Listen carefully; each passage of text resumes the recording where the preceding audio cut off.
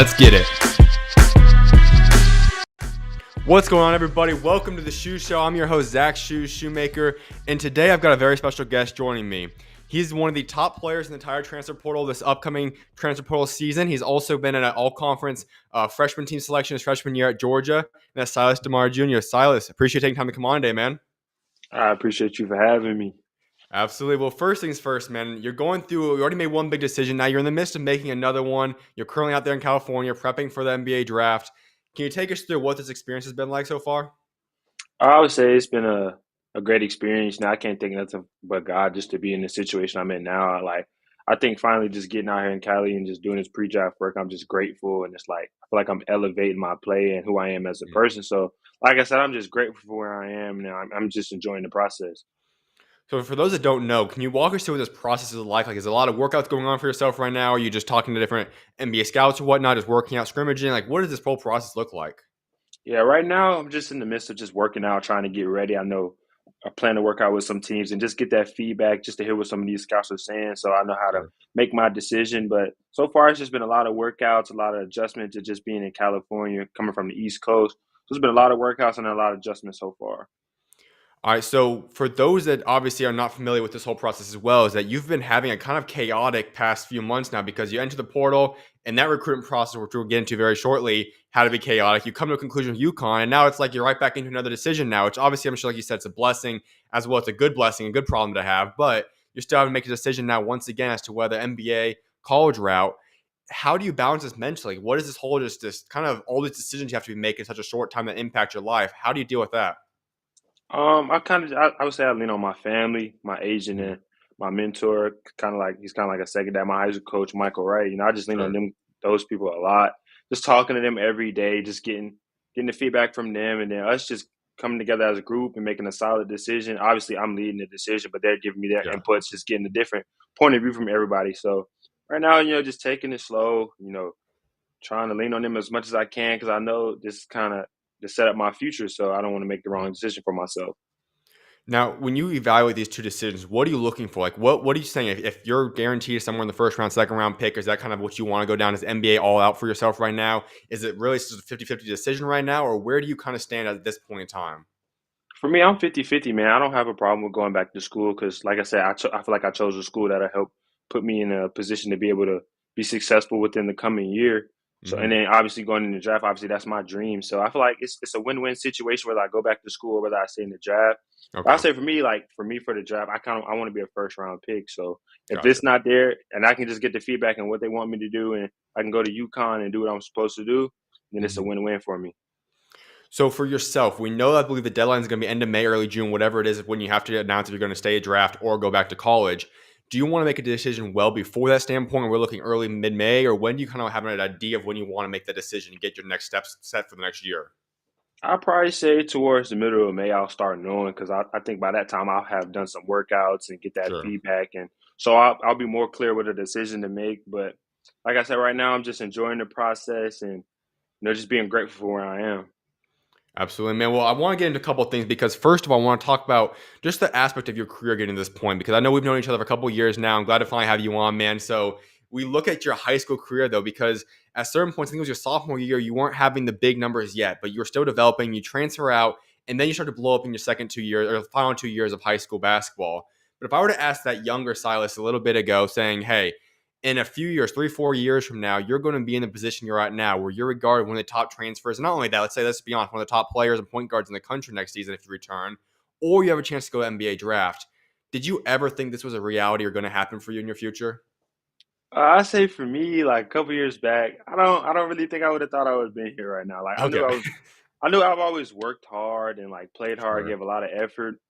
But I never thought I would be like this far in the journey and to be Okay. this coveted of a player and to be able to like have the ability to say to test the draft. Like as a kid, it's always been a dream. Yeah, But yeah. I feel like you said, my junior, senior year, and then like my freshman year of college, like I started noticing, I started getting better and better, Mm. and I was being around the right people, and they were saying that I have a chance.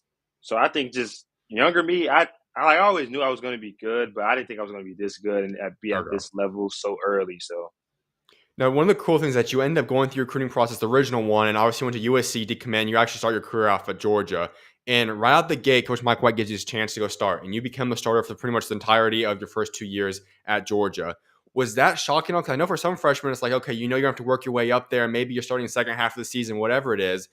You're starting right out the gate. Did that shock you, or did you kind of expect to be the starter right out the gate? I would say it was a little bit of both. Like it shocked me, but I also feel like I put the work in. I feel like I earned the spot to be able to just start as a freshman. I feel like over the summer I put in the work. I was in the gym as many times as I could. I was learning the system. I feel like I just put myself in position to become a starter, and I feel like once I became that starter, I just took off running and never looked back. When I look back at your freshman season, it always seemed like you were very, very comfortable out there, and then you continue to develop and you get better and better as you go. And that's not always typical for a lot of freshmen. And obviously, it wasn't like your all conference or whatever your first season, but for a freshman, you seem to be able to be a okay to kind of setting the tone, being the lead guard. What brought about that in you? Like, what kind of led to you being so confident as a point guard right out the gate in college? I'd probably say my high school coach, he prepared me really well to be able to Hmm. be in there, to go in college. Because as a freshman, it's not like you're going to be like one of the biggest voices. Like you're new to everything. It's Right. guys, there's older guys. So I feel like my high school coach, Michael Wright, prepared me to just be able to be a vocal leader, talk when needed to be talked and just to lead. And I feel like the more and more I led during the summer, the guys brought me in more. I felt more comfortable. And, I feel like just everybody, it went hand in hand. Like with him helping me playing well my senior year, going into my freshman year, the coaches, my teammates, I feel like everybody just welcomed me in and it kind of just let me be myself. I want to ask you a little bit more about Coach Wright because he obviously is a great coach and he did obviously great work with you getting you ready for college. And in today's era of high school and college basketball too, I mean, especially high school, there's so many guys are transferring around. They don't necessarily find the coach is going to invest in them. And obviously you transferred, but still with the same coach all the way through. So you had that connection, you had that bond with him. How big was that for you? And just how important would you say that is for a high school athlete to have consistency with a coach and really help a guy's going to invest in you and develop you so you're ready to go? I would say that it played a big part. I mean, Hmm. I feel like being able to stay with the same coach or it no more than like two coaches for me because I think I've only played for two high school coaches, whether that be the one I played for in Raleigh and then Coach Yeah. Mike. So I'll say the consistency, just being with him every day on those road trips, him coming to my AAU games, just picking his brain, me talking to him, just going back and forth, having that conversation and that dialogue. It kind of helped me become a better player because I know that's somebody I can always talk to. I know that's somebody I'm always going to be around, whether I have a question or just want to chop it up about stuff off of the court. I know that consistency always been a big thing. And the way my parents raised me was always being loyal and being consistent with somebody is the way you get comfortable with somebody. And that just happened with me and him. And the conversation just continued to grow.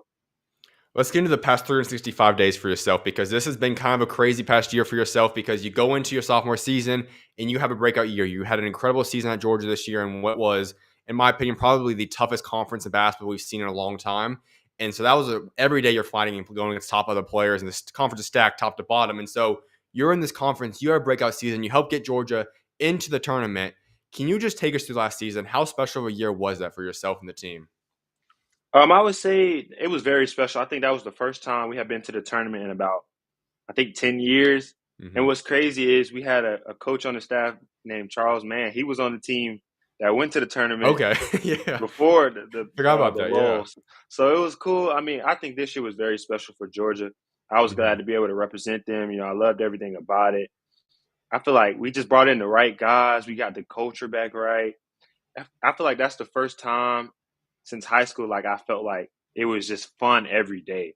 Like Hmm. I obviously went through a couple of losing streaks, but I think during those losing streaks, like we just became more tight knit, more close. Like I just felt like what we created in the summer was showing up during those losing streaks, and I think that's why we were able to get that big win against Florida, which kind of Yep. kickstarted us getting back on the right track. And it was just a great year, man. I'm grateful for it. I was grateful to be a part of it, and the coaching staff led us the right way.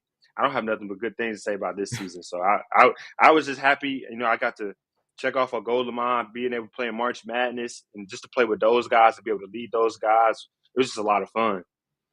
When you look at the SEC from last season, you actually got experience. I could see it from TV, and I thought that conference was insane, top to bottom. But you're playing in that. What was the SEC like last season?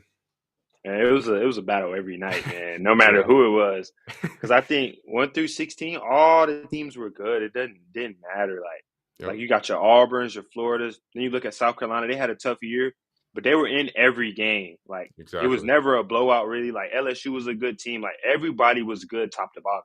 Hmm. When you look at the matchups, what game would you say was your favorite one from last season? My favorite one, I'd probably say the Florida game because Yeah. like that was a game like I feel like we just put it together. I think we had a good 30, 33, 34 minutes. Like we kind of struggled down the stretch, but we was able to come out with a win. But I think that was the game that kind of kickstarted us getting back right. And I think we Hmm. had a lot of fun because we got to storm the court. Like that's a crazy experience. Like Yeah. to be in the middle of that and just to be hyped, like be with all the fans and all your students, your classmates, like that's an unbelievable experience. Now, I know this was a little bit like a year-old topic here, but I know there was some controversy. Should we have this court storming and all that because of the Kyle Filipowski thing that happened the previous year? I personally am in favor. I think it's fun as long as guys aren't getting hurt and all that. Yeah. But do you still enjoy it as a player? Like, do you hope those never go away? Yeah, I hope that never goes away. I think that just makes the win more intimate. Like Yeah. it just feels. It's like I can't even explain the experience it was, but it just feels crazy. Like it's a lot of fun. Absolutely, man. Well, we got to get into this because I know we got a lot of UConn fans in here, and we want to talk about this recruiting process as well, man. So now that we know a little bit about you, let's head into this process because you enter the portal, and immediately I'm like, all right, well, this is one of the top guys in there, one of the top guards for sure, one of the top players, in my opinion, all around. And the teams that are wanting you pretty much show that too. You talk about Duke is in the mix, Kentucky's in the mix, St. John's, BYU is talking to you. Obviously, UConn's in there as well. But when you enter the portal, did you expect it to be this crazy? Did you expect to have these type of schools wanting you? I kind of did, but I didn't. It was because it's Sure. like I would say the high school recruiting process is very different from the transfer portal process. Like I knew I put myself in position to be reached out by some good teams, but Hmm. those first like couple of hours, I was like, wow, I was like appreciative of all the hard work I put in because it's like to know that these type of schools want me at this level. It's like it's nothing but a dream. You hearing from coaches that you see on TV as a little kid, like Yeah. it was a crazy experience, but I was grateful for it, and I sat back and really appreciated it and looked back at all the hard work I had put in. You said something interesting. You said it's much different than the high school recruiting process. Why is that? I would say it's different because the process is shorter, and Gotcha. you kind of once you already been through it, you're kind of older, so all the Makes glitz and sense. glamours of the taking pictures and all that stuff is a little bit different now. You've been around the lay of the land, so you kind of know what you want. You kind of know who you want to talk to and what schools fit your playing style, and you understand that being in college for the 2 years that I've been in. So, out of all those schools, who did it come down to? Because I know it wasn't like you said in high school, you have the whole countdown, top five, top three, all these things. You didn't really do that. Just, okay, you're committing to UConn. Who was in the finalists, though? Like, was there a top two, top three that you had within your inner circle? I would say for me, the schools that I was mainly talking to was UConn. Talked to Kentucky a lot. I talked to St. John's as well. Talked in BYU, and I had talked to Duke for a little bit. Okay. I know there was a lot of rumors going towards Kentucky. A lot of fans were wanting you and hoping you're going to flip over and stay in the SEC. And so, how close were you to possibly going to Kentucky? I would say it was a hard decision, man. Like I respected everything Kentucky did. Played against them, respect Coach Pope. Like he's a great coach, a great person. I Sure. had dinner with him. Everything was good, but I just felt like for me, I kind of wanted to get out of SEC. Been there for 2 years. Wanted to see something Gotcha. different. Wanted to play in a different conference. So it was just something for me, just seeing something different. Okay. Well, you end up going to UConn. You got to take us to the story of how you told Coach Hurley. Like, I think it was right after your visit or during your visit that you end up committing there. So walk us through this whole process. First of all, starting with how you knew that UConn was the right school, and then how you told the coaching staff. Yeah, I think I had the coaches had picked me and my dad up. Mm-hmm. And Coach Kamani had got out of the car and he was like, "Yo, there goes my PG." Like right there, I was like, "Yo, Coach is like locked in. Like I respect that because that means Coach does his research. Like that means it feels like he wants you. Like not Yeah. a need, but they want you." And then I just felt like going through the visit and just being able to talk with Coach Hurley one on one. Just riding around with him, just being with him. It just felt like it was right for me and it felt like family from the jump, man. Mm. And obviously, coming from Georgia, I felt like that too. So Yeah. it just felt everything just felt right for me. I fell in love with the coaching staff, the facilities, the student body, the people there, just being there. It was just a great experience. So when the time comes and you said, okay, UConn's the school that I want, when did you realize that? And then how did you tell the coaching staff? I probably realized it when I was able to just sit down and pick Coach Hurley's brain. I feel Okay. like we kind of resemble each other a lot. Like he's a competitor just like myself. Hmm. And then just looking at the style of play, I felt like they had Stephon Castle, Tristan Newton. Like I kind of resemble those guys a lot too. So just being able to look at that mold and see what he's done with those two guys. He helped those two guys get to the league. So it's like, why not be the third guy he helps? Like Yep. everything, big guards, lead guards, defending, does a little bit of everything. Like just being his PG, that's what he told me they needed. He felt like if he had me this year, that we would be in the Final Four in San Antonio. But that's Hmm. why I felt like I would get there. I feel like he can help us get there. And then the guys we're bringing in like Malachi, Yep. um, we brought back Terrence, we brought back Jaden Ross, Terrence Reed. He's still there, solo ball. Like being Hmm. able to complement those guys, I feel like would be a force to be reckoned with. All right. So, how did you tell Coach Hurley and the coaching staff that you're going to be committing to UConn? I remember we was we had breakfast in like somewhere in the hotel. Okay. So he was like, he said, "Man, I wonder who you gonna miss the most." I was like, "Well, coach, I don't think I'm gonna miss any of you guys because I'm coming here." So you knew It was, on the visit then? yeah, I kind of did. It just felt right for me. I felt like Gotcha. it just felt everything just felt right for me. Like style of play, being with the coaching staff, like it's a coach named Mo. Like we had a great relationship. I was able to talk to him a lot. Hmm. It just felt right for me. You talked about Coach Kamani, and this staff is incredible because Coach Hurley, I want to get into him very shortly, but you have two coaches on there that I believe are head coach caliber coaches, and Coach Murray, Coach Kamani, and both of those guys are incredible. And now I don't know exactly why they haven't taken a head coaching job yet, so if it's just waiting for the right opportunity or whatever it might be. But for the good news for you is that you basically have three head coaches basically on that coaching staff that you get to learn from and just grow from. And you mentioned Coach Kamani, so walk us through your relationship with him. Like how close are you guys already? I know it's still going to have a lot more bonding to do over the next year, but what is he just like as a person? And he's a great person, man. I just got off from him last night. Just checking in. So he's gonna Mhm. come out here to see me. So I think the relationship I've built with him just in the few months and few weeks that I've known him Sure. has just been off the charts. And it's like he's consistent. It's not like I'll talk to him, then I won't hear from him. Like always talking to him. He's always asking how I'm doing, asking about my family. And it's like Mhm. for me, I'm big on relationships. Like if I feel like you care about my family and myself, and it's not just about basketball all the time, like we can't do anything but grow. Gotcha. I love that, man. So Coach Hurley then's another guy I got to get into, and he's one of the most polarizing coaches in the country. My stance always on that has been I love that. If it works and he's winning, I'm all good with that. I mean, you do what you got to do, and he is, in my opinion, the best coach in college basketball. And so that's the guy that you're going to go play for next season. But on a personal level, not a lot of people get to see that. What is he like? What's like just talking to him at the hotel on the visit? What's he like as a person? I think he's kind of misunderstood at times. Like I think a lot of Agree. people misjudge him just because of how they see him on the internet. But I think he's a Mhm. laid back guy. He's a cool dude. Like you can talk to him about anything. And I think for me, just being able to, I think me and my parents, we just sat in his office and was just storytelling for about 30 to 45 minutes on my visit. And I was like, if I can feel this comfortable to be able to talk about you, talk with you about stuff off the court, and it's not Yeah. just about basketball, like why not? Why not come here? Because I know the basketball part is going to take care of itself. If I can be comfortable enough with you off the court and know I can walk in your office, and if something is on my mind, I can just vent to you. That's good for me. Hmm. Now you do know obviously you're going to get the other side of Coach Hurley too when you get out there and start practicing with him. So you got to get us to that because I'm sure you've seen the videos. You know he's quite animated to say the least on the court, towards the refs, towards his team at practices. How excited are you to be coached by a guy of that intensity? I'm really excited because I mean I've always grown up playing for coaches like that. So Hmm. for me, I don't feel like that'll be a problem. It'll just Okay. increase me as a player, add value to who I am, and I know that if he's coaching me hard, it's gonna make the games easier. Like he said that in a couple of his videos. He said, We're gonna make practice as hard as I can so we can make the game easier on you." And I feel like for me, just being able to practice hard like that every day and know he's always gonna be on me because I know he's coming from a good place. I know Yep. he's wanting to push me to be the best that I can be. So I just feel like that won't do anything but help me grow as a player. Coach Hurley talked about you and gave a little bit of just a brief intro to you when he was talking about your signing and all that. But when you guys have talked personally, what does he expect for you? What's his plan for you if you do end up coming to UConn, not go to the draft?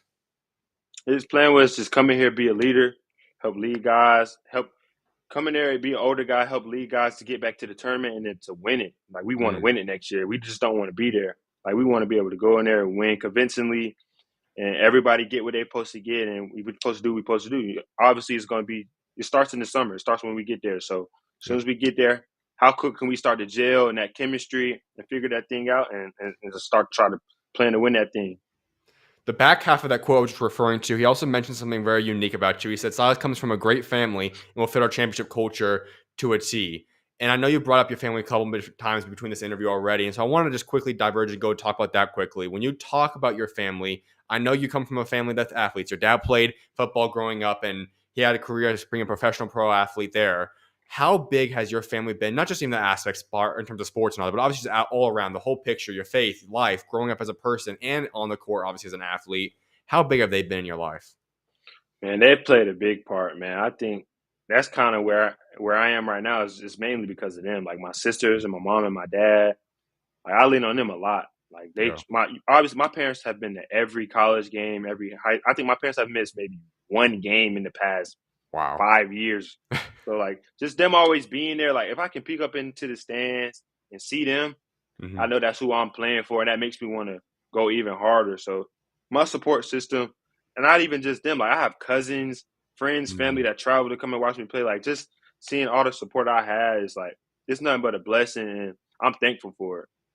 So you said they've only missed about 1 or 2 games in the past 4 or 5 years. So do they just travel out? Are they going to move out closer to you then so they can attend the home games? Or how do they manage that? Because that's got to be kind of crazy to attend all those games. I mean, I think my parents like traveling. They enjoy it. Okay. I think my dad's big on driving. Like he loves to All drive. right. So my dad loves to drive, and my mom will be there right with him. So they'll be there. When you talk about your mom and dad specifically, what would you say is the biggest lesson they both taught you in your life? I would say the biggest lesson they've taught me is to kind of just run my own race, and Hmm. I think as of recently, we've been more so talking about just being where your feet are.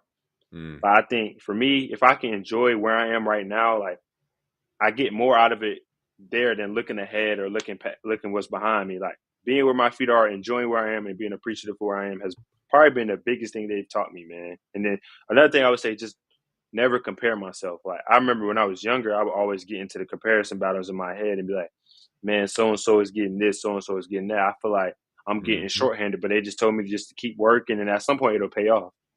Now we're going to wrap up more about faith here in a little bit, but obviously, biblically speaking, that is a huge thing. Comparison is not always a good thing to be doing. That's against the word of God. And so, for your aspect, realizing that's huge because I think that's so easy, especially as athletes. You look at going through high school, the ranking component. This guy's ranked Hmm. higher than me. This guy's ranked lower than me. This, that, and the third. And this guy maybe just had a better game than me. Comparison is a very, very easy trap to get stuck into. How have you learned to run your own race and say, you know what? Maybe at this point in time, this guy was better than me, but that doesn't matter. I'm working my own race, and maybe one day we'll see what God takes me. How has that realization and that truth kind of come to fruition in your life now?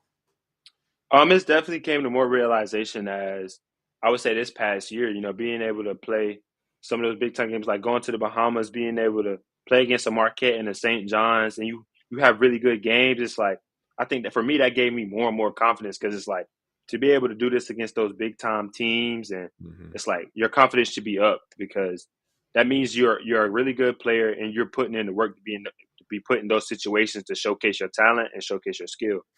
Yeah. Let's go back into UConn for a little bit more. And one of those things is okay, let's hypothetically say you are going to UConn 100%, you're not going to the draft. This team's going to look pretty darn good next year. Like you said, one of the biggest things for me when I look at building a roster is retention.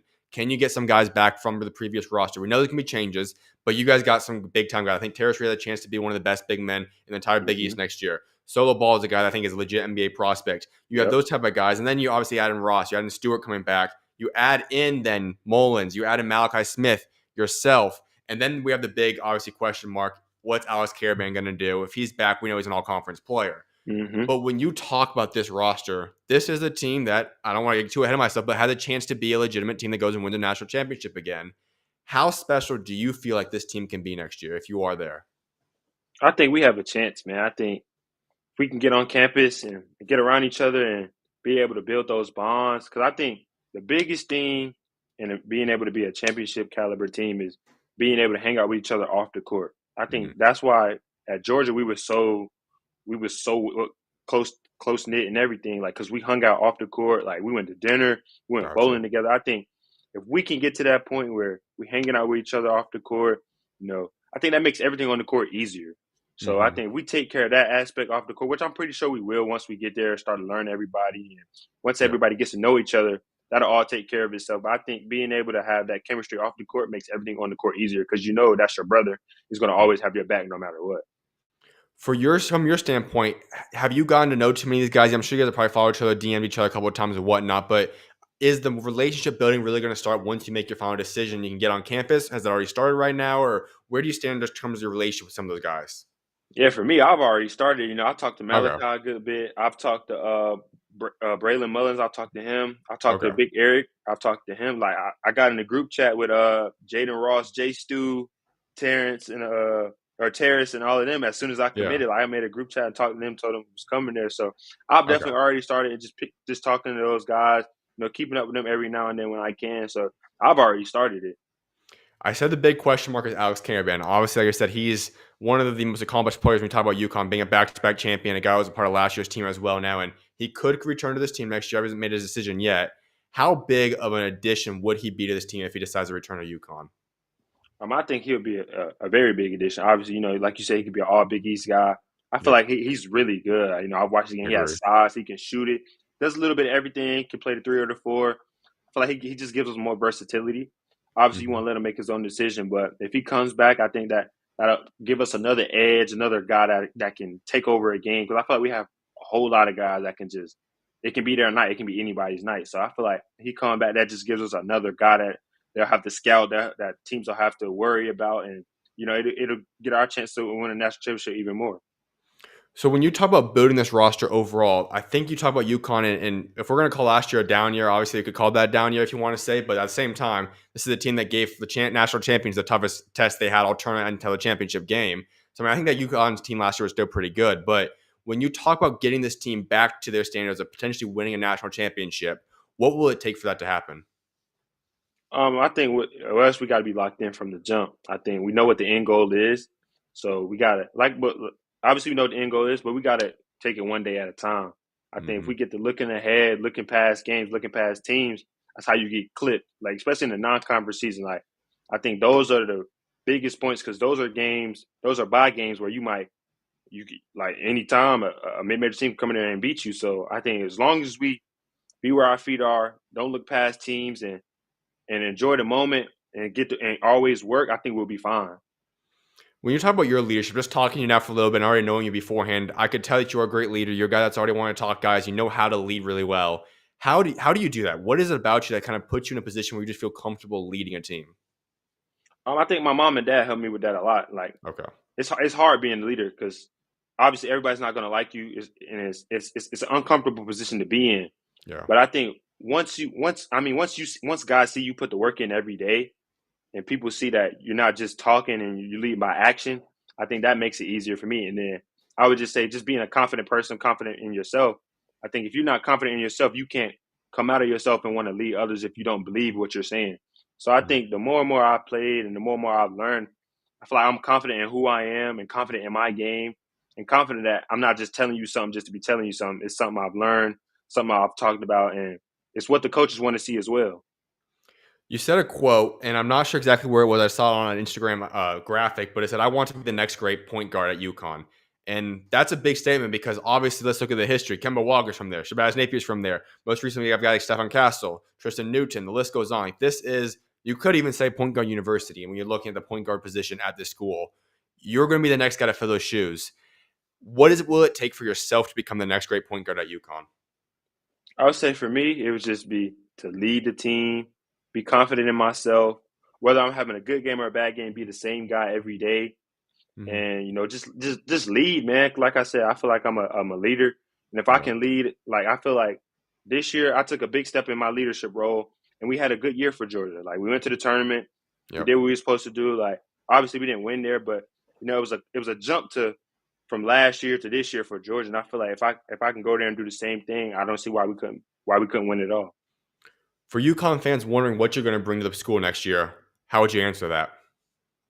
I would say I'm a guy that's kind of like a Swiss Army knife. Like I'm gonna defend, Yeah. pick up the best player. I'm gonna facilitate the ball. I'm gonna score when need to be. Like I feel like I can do a little bit of everything. And I'm a guy just all about winning. Like if I got to dive on the floor 4 or 5 times out of the game, I'm gonna dive on the floor every time, whether it's a Hmm. loose ball or not. Like I'm gonna do whatever it takes to win.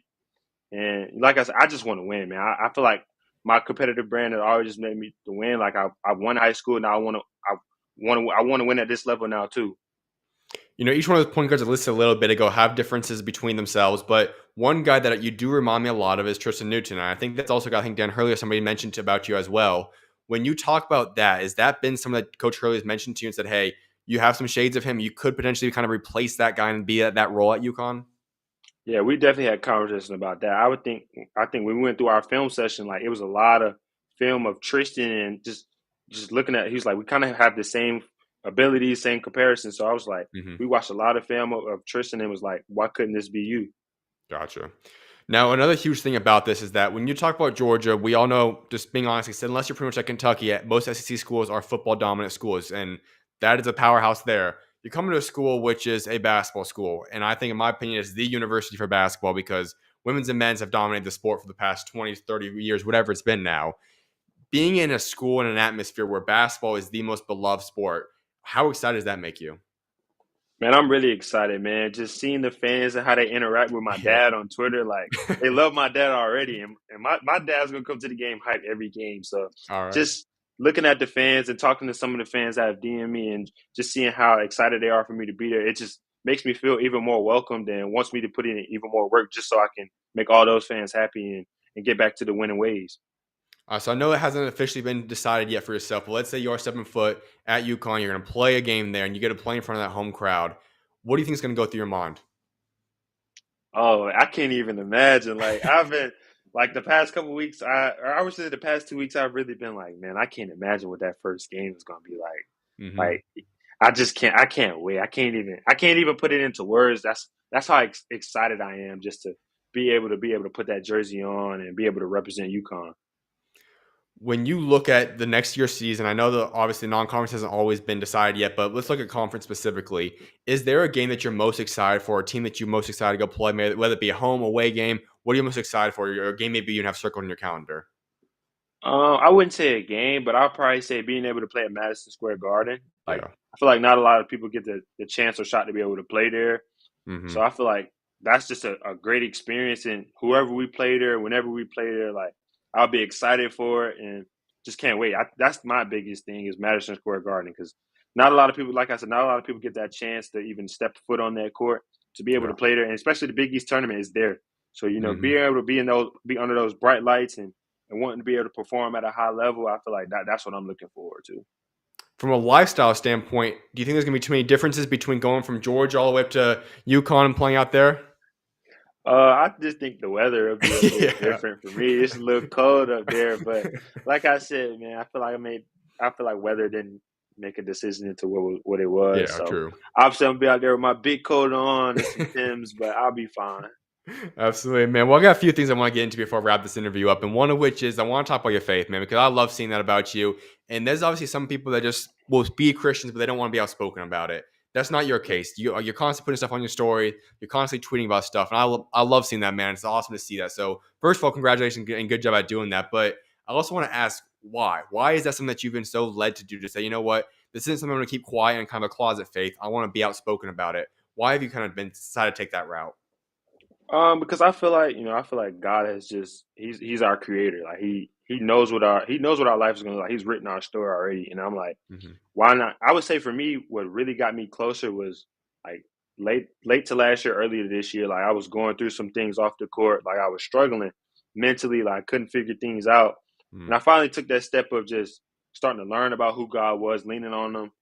And I feel like when I started getting closer to God, like my basketball career started turning, things started going the right way. So now for me, I'm always just like, that's nothing but God. And I feel like that was Him showing me how powerful He is.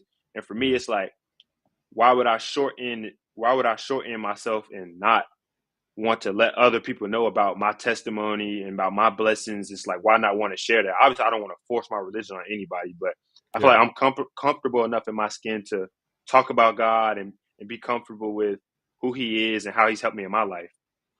So what exactly was the turning point then? I know you kind of talked about obviously the ups and downs or whatever, but was there a certain time frame, like a certain day, a week or something that you remember you said, okay, kind of clicked for you and said, you know what, I want to take this next step of faith in my walk with Jesus now? I probably say it was like I want to say after Christmas going into the new year. For me, I was Okay. like, let me get back to building my relationship with God, reading my Bible every day, talking to God throughout the day, just Hmm. telling him I'm thankful, telling him thank you throughout the day, just so I feel like I'm closer and connected to him. And I feel like once I started doing that more and more, blessings just started to come. Things just started to happen for myself, and I remember one day just I want to say it was when I really started to realize it. It was before the South Carolina game. I think I Hmm. had just played a really good game at Texas. We was on a road trip to South Carolina. I remember just sitting in the hotel like, because I think I had got National Player of the Week or something like that. And I Okay. was like, man, this is nothing but God putting things into work. This Mm. is all His creation, all His plan. And I'm like, I'm just grateful for it, and just want to continue to spread the love that God does. And I just remember sitting in my hotel room, just like, man, this is nothing but God. This is just blessings He wants me to have. So I'm gonna Hmm. continue to spread my testimony the best that I can, and just keep following God. What would you say is the biggest moment that you've seen God show up in your life? Would that be a tough time you're going through, a good time like we could just praise Him? Like, what would you say is the biggest moment you've seen Him show up in your life? I probably say the biggest moment was probably when I started going through this recruitment process of when I Mhm. entered the portal.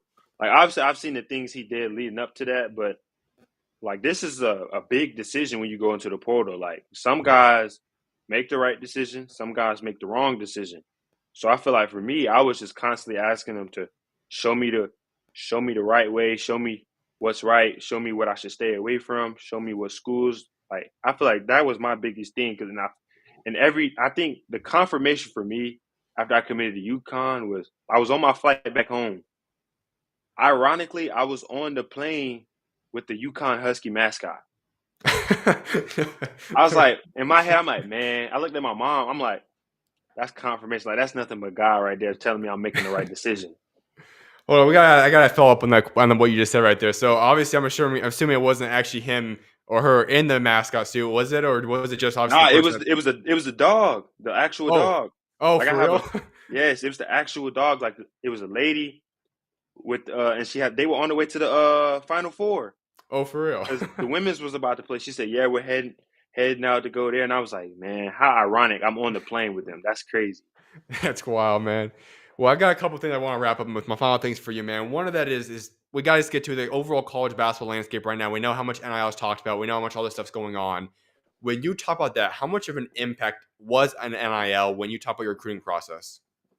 Oh, for me, NIL wasn't really a big thing. For me, it was Okay. about playing style, being able to help me get to the next level. Because at the end of the day, you can't get NIL but for so long. You get 4 years. So after Yeah. that, it's like if I can go to a school that can help me put me in position to go to the NBA and get generational wealth.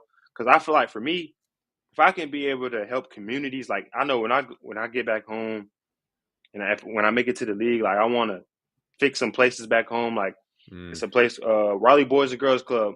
My guy, okay. Rashad Herndon, he was my AAU coach, 16s. And I used to work out there all the time. So if I can go back there and get the gym in better shape and just Mm, be around my community, that's the biggest thing for me. I just love seeing people smile. Like, I remember NIL helped me help some kids get some gifts for Christmas. Like I just like mm. to put smiles on other people's faces and to be able to help my community. It doesn't do anything but put a smile on my face and it makes me feel better about myself. I gotta admit, that's probably the best answer I've ever heard to that question. So congratulations on that component, man. But to follow up on that real quickly, that is a huge thing because I know that so many guys, NIL is still a lot of money overall for a lot of people, and that could easily be a tempting thing to go down and say, "Hey, I get a lot of money, but it could impact your career, maybe for the good for some guys, but obviously not always the case for a lot of people." But for your stuff, you seem to have that mindset and say, "You know what? NBA is the end goal at the end of the day. I want to make sure I reach that point, as opposed to just getting the cashing out in college." How did you get that realization? 'Cause that's obviously very, very wise and that's smart on your part. But how did you get that wisdom to be able to make that proper decision? My mom and dad, like I said, Okay. I feel like they'll never steer me the wrong way. They're never they're never swayed by money. Like money is not a problem. Like my parents worked hard enough to be able to take care of my sisters and myself. So money Mhm. has never been a problem. Like we always gonna work for what we feel like we earn and never make a decision because of X amount of dollars or how much money this person can give me. It's always about what's the best fit in the best situation for myself. Absolutely, man. Well, I also want to ask you in terms of your faith part again, is that Coach Hurley I know is also a believer. So can you guys talk about that? Have you guys had a discussion about that yet? Yeah, I remember we were about to head off to dinner, and we were Okay. just reciting our verses back and forth. I know Okay. mine is Matthew 6:34 is so do not worry about tomorrow, for tomorrow will Yep. worry by itself. Each day has enough trouble of its own.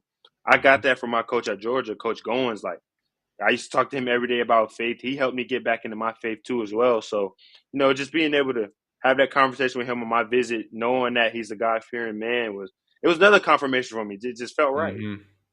How much comfortable does that make you knowing that, you know what, on a personal level, like let's just put basketball aside right now. On a personal level, he's going to help me with what's most important, which is knowing Jesus. How big is that for you?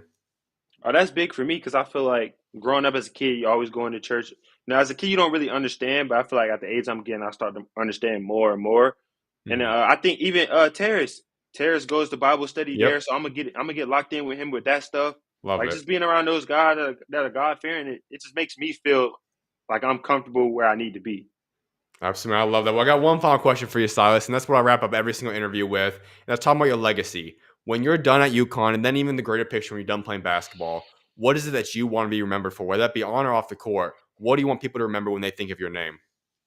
I want to be known as a winner, a guy that's always going off the court, being able to put a smile on people's faces, always speaking to everybody. Always a joyful person to be around.